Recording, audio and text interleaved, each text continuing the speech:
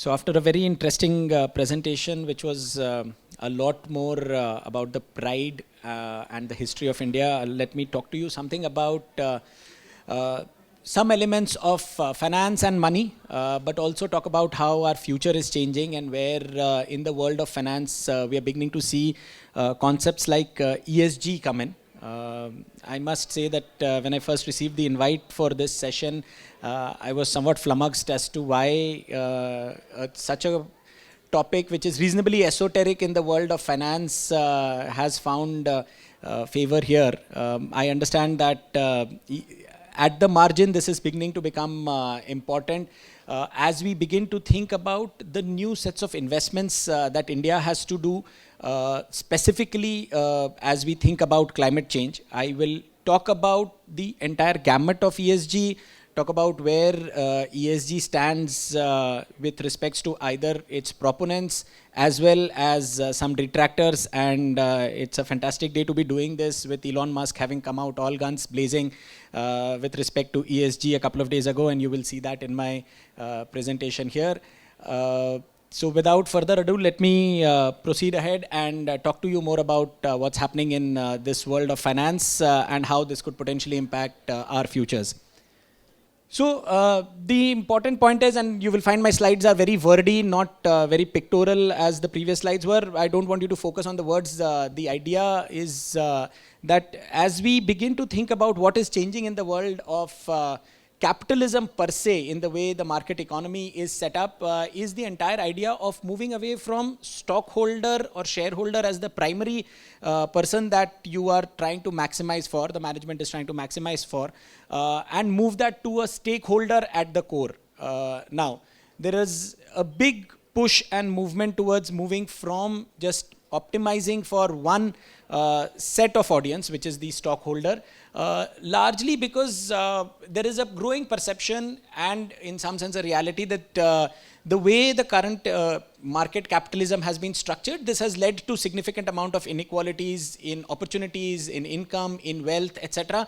And hence just optimizing for one set of stakeholders, if you will, does not cut it.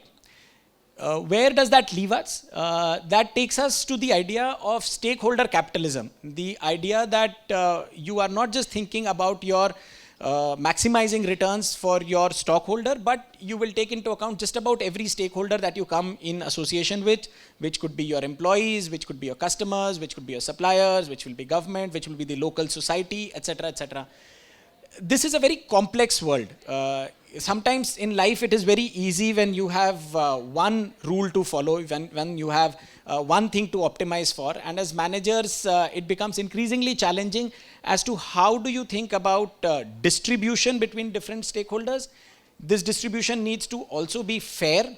The definition of fair itself can be very, very challenging. It can be very different for different people, and it is to be fair over a period of time. So there are many variables that you are trying to solve for. Having said that, this is beginning to become an important component of how at least some of the key business leaders across the world are thinking. I think a pivotal moment was the 2019 Business Roundtable when a large number of Fortune 500 CEOs signed up to say that we are committing to the benefit of all stakeholders, and they listed out a bunch of stakeholders which includes customers, employees, suppliers, communities, shareholders, etc. Now, the idea that instead of just maximizing for the promoter or for the owner, but thinking about running a business more as a trustee is something that in India we have had a history of. There is something that has been discussed. Mahatma Gandhi is famous for talking about the trusteeship model. There are many earlier promoters who have spoken about this idea, and so I think towards the end we'll talk about how we should think about this from an Indian context as to whether this is something which is doable. But I think it leaves us with a very important question as to, one, how does trying to balance everything work, and more important, does this even work? I think it's an important question for us to think about as to whether it is practically possible to meet the stakeholders' needs. In some sense, this is also the beginning of thinking about business almost as a political animal, and you're beginning to see some sort of challenges emerge as businesses weigh in on many of these points. What I will do is I will talk about what E, S, and G mean to give you some sense of where the different set of stakeholders are coming in from, and then let's take things from there. Given that this is not an everyday topic, I am very happy for you to stop me, and if there are any questions, I'm happy to respond to, or if there is anything that you want to talk about, happy to talk about it. The first E in ESG is environment. The idea is that there has been significant man-made climate change that is taking place, which impacts the business, and businesses are also responsible for the climate change, and hence there is a large need to continue to change how our businesses are run, both from the perspective of what is it that they are adding to the environment or taking away from environment, as also the sort of changes that are taking place in environment, how that is impacting the business. So for example, an important thing that we have seen play out over the last couple of months, when after the Russia-Ukraine situation, India expected to send out and export a large amount of wheat. But a sudden change in climate, which the heat wave in March seemed to suggest that India may not produce as much as it was expecting. And to that extent, it impacted the plans of businesses that would have wanted to export out. It also impacts the way India would think about its food security. Now, how much can businesses take this into account? How much of this can be hedged? How much of this can be actually taken forward? Are things that we will think about. One of the things that we are beginning to see a lot, and you will see me focus a lot on that, is as investors, and I also represent NIIF, which is the National Investment and Infrastructure Fund. For us, investing in businesses which are ESG compliant is becoming increasingly a priority, and so businesses are also being required to at least take some of these things into account, and you will find both investors as well as businesses talk about these net zero pledges. I'll talk about this technical concept of a net zero as we talk some more about E. The second question that comes in ESG is the whole idea of either social, some also call it sustainability. The idea that as a business, and this goes back to the point about stakeholder capitalism that I was talking about, are you taking care of all? Are you a model corporate citizen? How are your customers? How are your suppliers? How are your employees? Local regulations, etc., etc. Again, this is something that has been around. There was a conversation about CSR that had come through. Even otherwise, there are organizations that think about social responsibility. How do you make it core and in center is something that is now becoming a lot more prevalent. And finally, there is this point about governance, which is to say that in a situation where there is potentially either a minority shareholder or a minority representation, which could potentially be, let's say, a segment of society which is not represented on jobs, that could be gender-based, that could be some other basis. How is the organization dealing with it?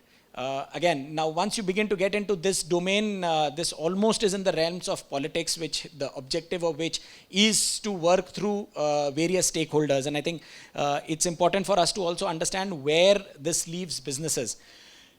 Given how difficult it is to weave in all of these, we have no surprise that Elon Musk was out all guns blazing a couple of days ago, maybe on 18th, 2-3 days ago, talking about a report that S&P put out, Standard & Poor's put out ranking and talking about which are the companies which are doing most for ESG, and Tesla did not make the list. One of the simple investments for investors like us is to invest in electronic vehicles, anything in that value chain, etc., because the idea and the expectation is that that is reducing the climate impact. Now, S&P had its reasons. It had spoken about worker conditions, racism, etc., etc. But trying to balance this can be an interesting and an important challenge. I think it's also interesting the sort of meme that he put out talking about what it means to have an ESG score, and the idea is that it determines how compliant your business is with the left agenda. I think this is increasingly becoming an important political issue. Any of you who are adventurous enough to follow Elon Musk's Twitter storm, he is in some sense the new Donald Trump. It's just a flurry of tweets after tweets. And he's been talking a lot about how in some sense this has become very, very critical to meet the needs of, in some sense, generation which is very woke. which wants everything right. And that becomes sometimes very difficult. The reason I bring this up is just to talk about the counterpoint that you will see when you talk about ESG. It is important, again, as I said at the start, for investors like ours, for businesses, etc., for us to be at least cognizant with respect to ESG. Now, let me tell you where it also becomes a challenge. And there is an inherent set of contradictions that we find when we see ESG. I've listed out a few, happy to talk more about these again as we speak. Between environment and environment. Now this is something that has happened especially post the Russia-Ukraine situation, where seeing the gas supply and the oil supply from Russia being cut, you're beginning to see the opening up of coal fields, for example, coming back again in mainland Europe. US has seen a significant opening up of its coal and gas field that it tries to come out of, tries to meet its growing energy demand. Now, if you think about energy security now, the fact that you need to provide energy to your population, your businesses, customers, etc. right now, versus the fact that because you're producing that energy using coal, you may be polluting the environment, and that pollution could eventually lead to a further concentration of greenhouse gases and global warming, etc. How do you balance this? Till before February 24th, the consensus was very clearly in terms of saying that let's go all green. Increasingly, as there has been a supply shock in many of these, you're beginning to see some of these countries come back and talk about how do you begin to provide energy security now, and where is the right balance remains to be seen. With environment and environment is not just climate, and that's a point that we will talk about going forward also. There is an entire element of biodiversity that comes through along with environment. Very famously, the Supreme Court ruled on this, especially in the context of Rajasthan, where there is the great Indian bustard, one of the endangered birds. With respect to a large number of solar park that was being, solar farm that was being set up, how do you lay down the transmission wires such that the great Indian bustard does not either get electrocuted, or in some cases would also come in and hit some of those wires, etc. And with anyway only about 400 such bustards left, how do you ensure that they are taken care of? Now, one option is to ensure that the transmission wires go underneath the ground, and that adds a significant cost to it. Now, how do you think about putting up not coal power plants, you put up solar farms, but then at what price point is it viable for the final customer? Again, something that needs to be thought about. There is something to be said about environment as well as social. One of the newer themes of investment, and again, India's also spoken about its policy of 30 gigawatts of offshore wind production by 2030. These are large wind farms set out sometimes a few kilometers, sometimes many hundreds of kilometers away into the sea. And as some of these farms come up, they tend to disrupt either the local marine life and or the local fishing community. Now, again, as you begin to balance the equation between the communities as well as the energy security needs, there are sometimes setups that you need to do so that the environment assessment is able to move through. An interesting case came up in Serbia, where again, thinking about the entire electronic vehicle value chain, one of the most important components of that is battery, and an important component of battery is lithium. Now, where you mine lithium, you end up polluting that area. Now, is it good for the world? Is it bad for Serbia? What should Serbia do? Should it sacrifice the local problems with respect to the world? Interesting, important challenges. Social and governance, the whole idea of whether you want to take fuel from a country which currently seems to be in the doghouse from a political perspective, or do you want to give the people in your country, especially in Eastern Europe, Mid-Western Europe, sort of cheap fossil fuel? These are all very complex questions. I don't expect to have answers here. I wanted to give you a sense of where things are. And as I said, there are neither easy nor right answers. And what this has done is thrown many people in the business community, in the investment community, especially as ESG starts to become an important component of reporting, of conversations, of even in some cases exclusion, because some investors will not invest in ESG compliant firms, that it has started to become some sort of a challenge for organizations. How do we think about it? What we do is we focus largely and significantly on the environment aspect of it. There is importance on social and governance, which we work on. But what I want to do is spend maybe a few more minutes talking to you about how the environment aspect of ESG stacks up. Now, this is a dense chart, but many of you would have seen this now. Some of these numbers have started to become very popular. There is this number of about 50 to 60 gigatons of carbon equivalent emissions that we do. I'll repeat it, 50 to 60 gigatons. Is 10 to the power 9 tons of carbon dioxide that across the world every year we are beginning to put out into the atmosphere. It's gone up from about 40 to close to about 60 now over the course of the last 3 decades or so.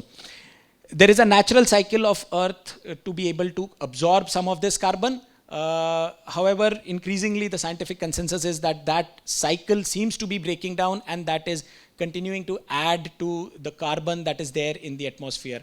Again, some of the numbers that you will hear is that we now are at about 420 parts per million of carbon dioxide in our atmosphere. Every year that we add 50, 60 gigatons, we are adding maybe 1 to 2 parts per million every year.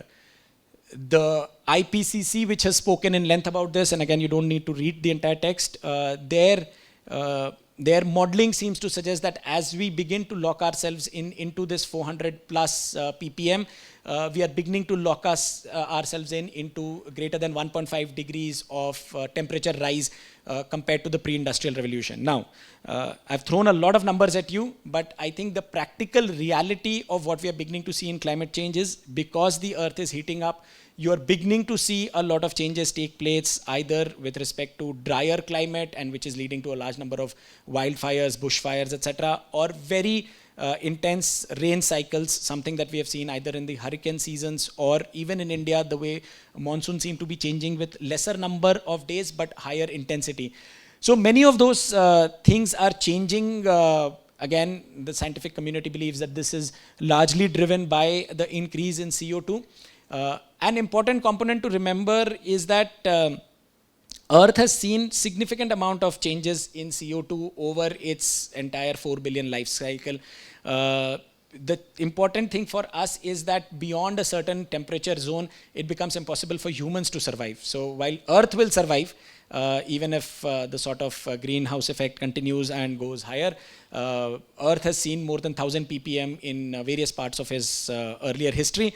It will increasingly become challenging for countries like India, which are in the middle of some of these heat waves and or intense rain days. So it is for humans that I think it is an important component to think about. I leave you with one thought on this. Largely, you will find the conversation on ESG's beginning to talk about climate, which is what I have done. Various other elements like biodiversity, etc., are important, but a huge amount of focus is largely on climate, and which is where most of this discussion focuses on. Having said that, I think there is a divergence between how the global world thinks about climate is equal to energy, and how, in some sense, India thinks about climate security versus energy security.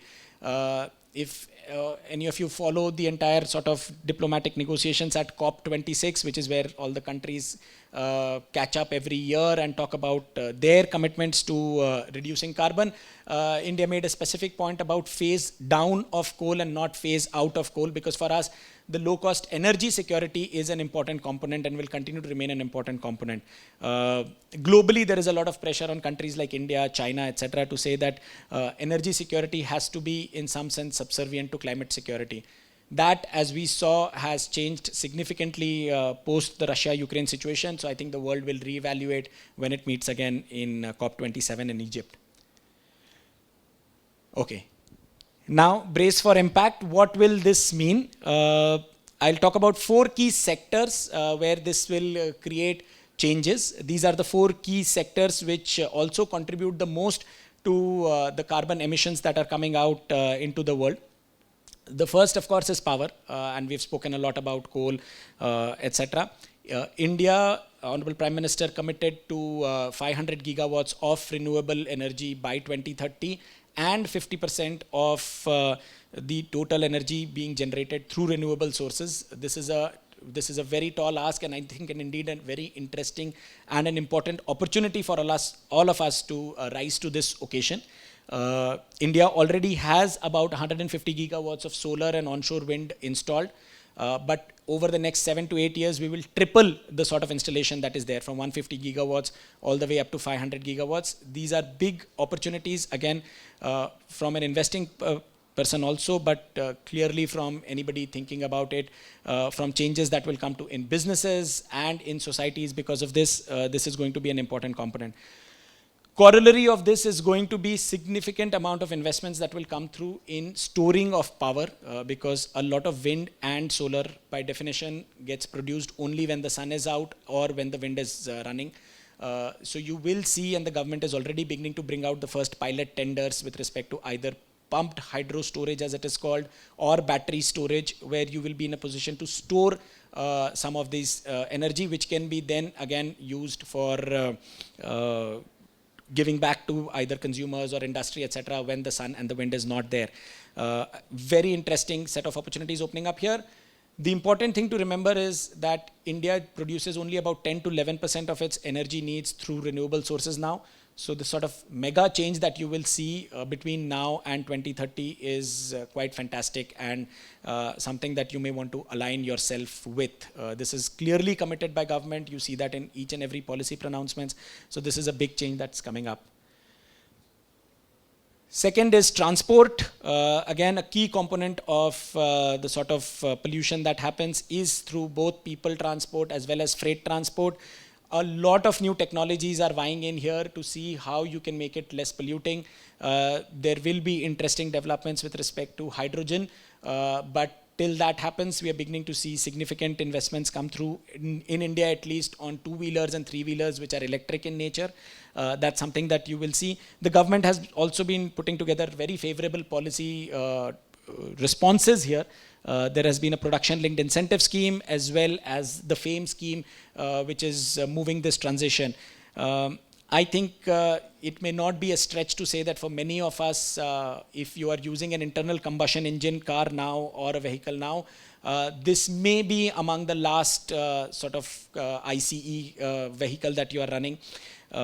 In many parts of the world, this transition has, instead of moving very smoothly, taken a sudden change, as in when infrastructure begins to come in, charging infrastructure comes in, the so-called range anxiety of will I be able to reach far enough with my EV goes away. There is a sudden shift that takes place because fundamentally running an electric vehicle is significantly cheaper compared to running an ICE vehicle. One big change which I think India needs to work on is on the entire field of agriculture. 2-3 big areas, specifically dairy gets called out because of the intense methane production that happens. India again in COP26 did not sign up for the methane convention because methane is, agriculture is an important component of India's livelihood, economy, etc. Having said that, you will see some changes beginning to trickle through on this. Methane is considered to be significantly more impactful with respect to greenhouse gases, its ability to retain the heat and transfer it back to earth. And so to that extent, you will continue to see that. On a very different sense, the sort of climate change point that we spoke about with respect to green will also flow through on agriculture, and the patterns of agriculture will change significantly in India. And finally, you are beginning to see changes take place in what are called hard to abate sectors. Steel, cement, this is where you will see elements like hydrogen, green hydrogen come through. These sectors can also take up the high cost of some of these newer type of technologies because they are slightly less price sensitive. They go into materials which eventually go on to create different types of consumer products, etc., where the ability to take some basic amount of price rise is there. I think in all of this, an important component to think about, and I'll talk about that in the next slide also, is all of these new technologies are good. Can you adopt them at price points which is viable for, let's say, the Indian consumer, which is a very, very price sensitive market? So yes, all of us sitting here should brace for significant change in the pattern of life, the sort of vehicles that we will go in, the sort of power that we will consume, etc., etc. Okay. This is the point about saying that it is sometimes difficult when a new technology comes in for us to think about how we bring it into the ecosystem, how do we mainstream that sort of a technology that comes in. There are three interlocking points that we make here. One is it has to be economically viable for financiers. Investors like ourselves, banks, etc., want the technology to be stable such that it is being used by a large number of people, the rules and regulations around it are stable. Is there predictability in the sort of cash flows that will come through? The people who invest in technologies, people who are investing in thinking about hydrogen, the electrolyzers associated with it, setting up the offshore wind, etc., setting up different types of EVs, different ways in which the solar panels, etc., could move. People who invest in those technologies want appropriate returns. In many cases, these technologies may or may not be based in India and hence come at a significant price point. And finally, you have to offer these to consumers at a price point that they can afford before you end up in a situation where the government is subsidizing many of these. In order to start off a market, as we saw in two-wheelers and three-wheelers in electric or in solar, the government has indeed spent some time and effort in trying to make them more popular, make them more viable. But ensuring that all of these three stakeholders ensure and make money and this sustainably gets into our lifestyle takes a lot of work. Again, for countries like India, I think there is an important and an interesting conversation with respect to something called the Cancun Convention, 2009, when many of these countries met together for one of the COPs. Then the developed world had promised $100 billion support and offered to provide $100 billion a year to developing countries for mitigating all the impact of carbon that is there, that has been created historically in time by the developed world.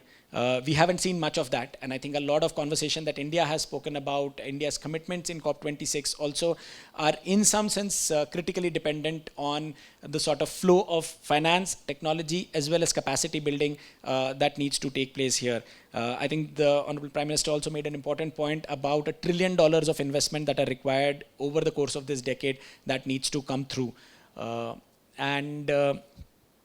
This is our important slide, which we raise funds. Won't go into a lot of detail, but the point is that as we do some of these transitions, it's not just the private sector which can put in the money. There is a significant role that public institutions need to play. There is an important role that we are now beginning to see a lot of philanthropies beginning to play. Whether these are corporate social responsibility funds that are coming in or some of the larger foundations and family offices that are beginning to come in. On the public side, I think you're also beginning to see many global and multilateral institutions beginning to see a change of their mandate. So with respect to whether it's the World Bank and the IFC, etc., I think there will be increasing pressure on many of these multilateral institutions from their donors and funders, and India happens to be an important donor for some of them, to see how they can leverage their balance sheet and their ability to work across geographies to bring in the sort of technology and finance into India with respect to its green transition. Okay, last couple of points. India has been taking its step with respect to the green transition. We know about the net zero goal by 2070. I'll just spend 1 minute to talk about what net zero means. If you remember the chart that we spoke about of 60 gigatons of carbon that is emitted every year into the atmosphere, if a country is talking about net zero, and a large number of countries now are, the idea is that by whatever date that countries sign up for, US in 2050, China in 2060, India in 2070, this 60 will tend down to zero. Again, if this has to tend down to zero, either the way in which we use power, transport, agriculture, etc., has to materially change, or if some of this still continues to be dependent on carbon, there will be significant use of carbon capture technologies, etc., that will come in. So the idea is that at least as human beings, can we begin to reach a situation where we are not adding more carbon and we end up at the 420, 450 parts per million of carbon that we spoke about. Again, I mentioned the $1 trillion number that was spoken about. Various agencies will look at these hundreds and billions of dollars that need to get invested. So again, anybody looking to make either investments in such businesses, etc., I think this is a fantastic time to think about some of these.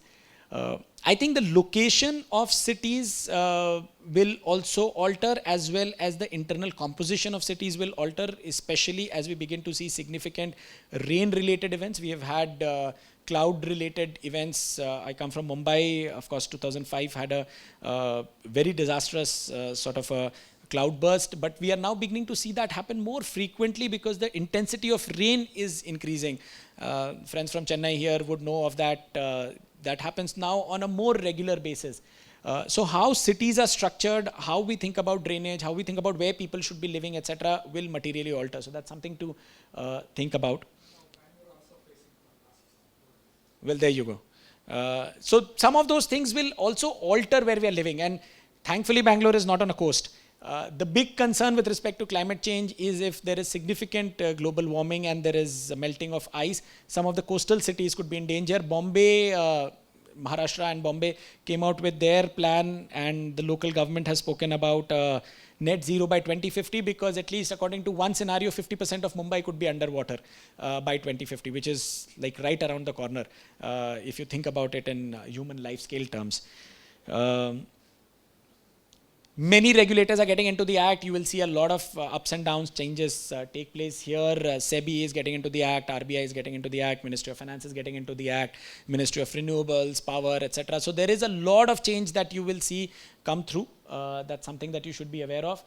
And again, as I keep saying, coming from an investment hat, if this is an area that you're looking at investing in or starting out on, these seem to be ideas that you want to pursue. One last slide which talks about what we as an organization are doing. NIIF is what we like to call as a sovereign linked asset manager. The government of India is a 49% shareholder as well as capital contributor into NIIF. However, we raise a lot of funds from global sovereign wealth funds and pension funds. And in one of the funds that we have created, it's called the Green Growth Equity Fund. It has now ended up becoming one of the largest single country climate focused fund. This is now a $750 million fund. And it's focusing on many of the things that we spoke about, renewable energy, how we think about waste management, electric mobility. We run one of the largest intercity electric mobility entities, and water treatment. And there are a bunch of other sectors that we are considering investing in. So yes, I started from the entire topic of ESG, but concentrated a lot more on E, which is a lot more actionable from an investment business perspective. Happy to talk about either the contradictions or the sort of things that can be done in ESG. As I said, India is emerging as one of the largest deployers of ESG technologies as well as funds. And India has had a significant history with respect to how to think about ESG in a more holistic sense. That requires some amount of development. I am also proud to say that at NIIF we have just instituted a chair in ESG at IIM Ahmedabad. So again, from an academic perspective, we are beginning to see how we can begin to ease ESG into both investment as well as business. With that, over to you all.